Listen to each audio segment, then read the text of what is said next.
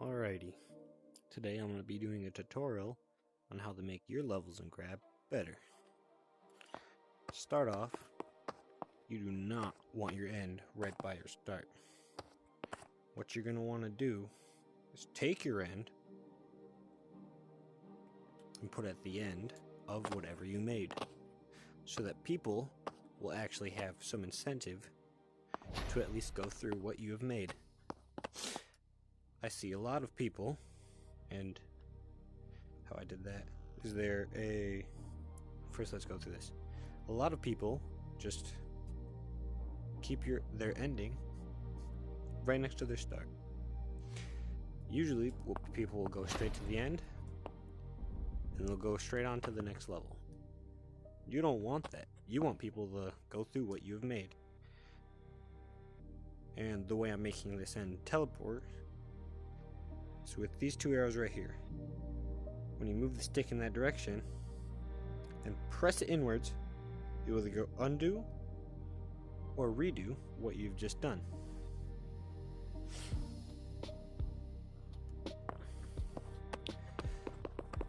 Now, let's go to some alignment.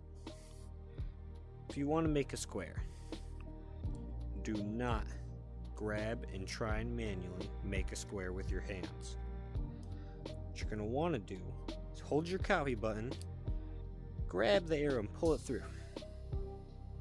Once you feel you got a pretty good distance there, hold that copy button again and rotate it till it seems like they're very well matched. Now this is a bit off in the corners, but it's flat on top. It looks really good. If you want to cover them corners, all you gotta do is get a more specific length. Even more specific. Just cut those corners right off. Just like that. It's a way better square than how you could have done it just by adding 4 sides. And now you can actually extend them and they'll go together perfectly.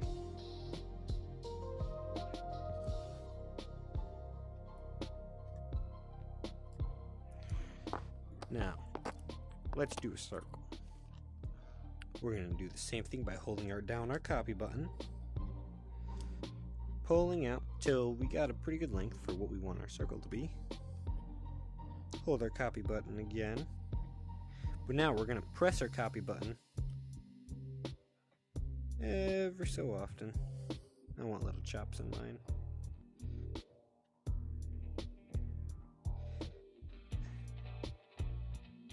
And then what we're going to do is we're going to copy everything, move it over one more, and you got yourself a circle. And if you want it to look good from the outside,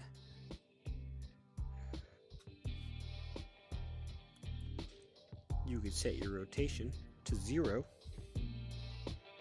do your copy button again.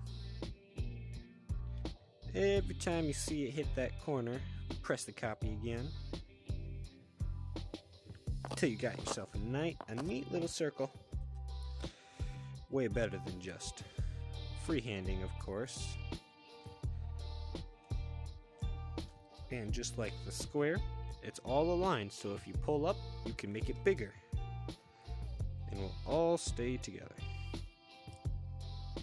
Just like so.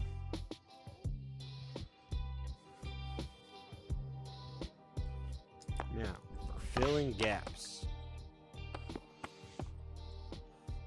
See a lot of people filling in their gaps in builds. Like this triangle.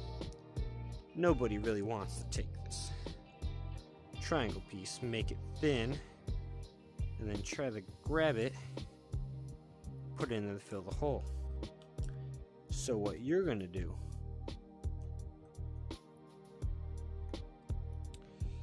is make this shorter.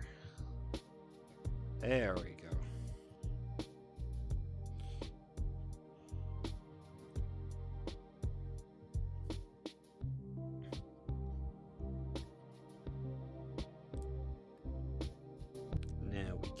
this.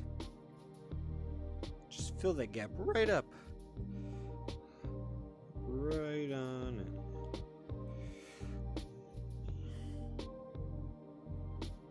And just like that, our gap is filled.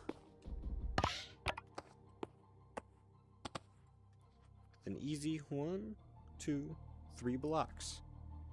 And it's not all crooked or anything, because instead of doing that,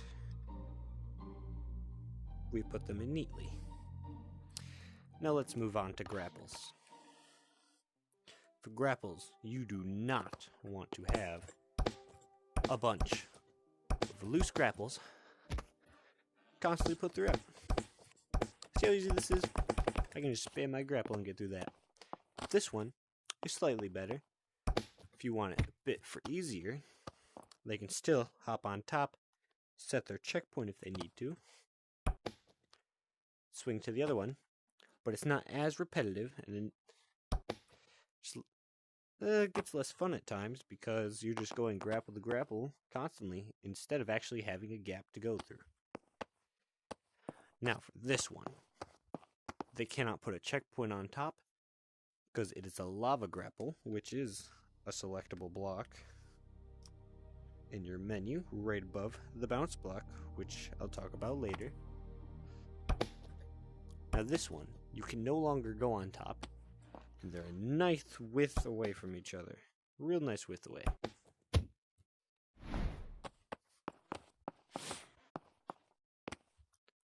And it's just overall more fun when you have a bit more of a challenge to it.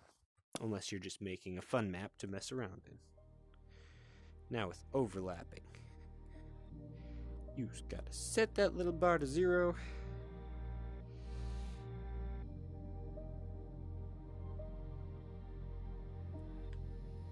There you go. Barely even tell it's overlapping. Of course, one of these are neon and one of these are normal. And the neon blocks, really nice. You can use for street lamps and all other types of stuff. Basically turns your normal block into a light bulb. Of course, it doesn't emit any light. It's just that light doesn't bounce off of it, so it gets no shadows. Pretty neat. Now, to those bounce blocks. So, with bounce blocks, if you jump forward onto it, it'll bounce you forward. Or, you can give it a bit more of a lean. Of course, it's harder than that because I'm not getting much speed. Now, the higher you go, the more speed you get.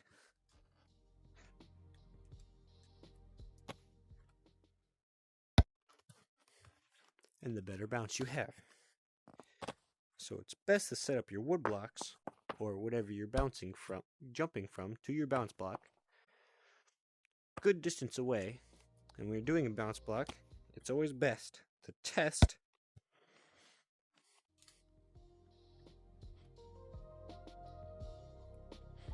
then set. That way,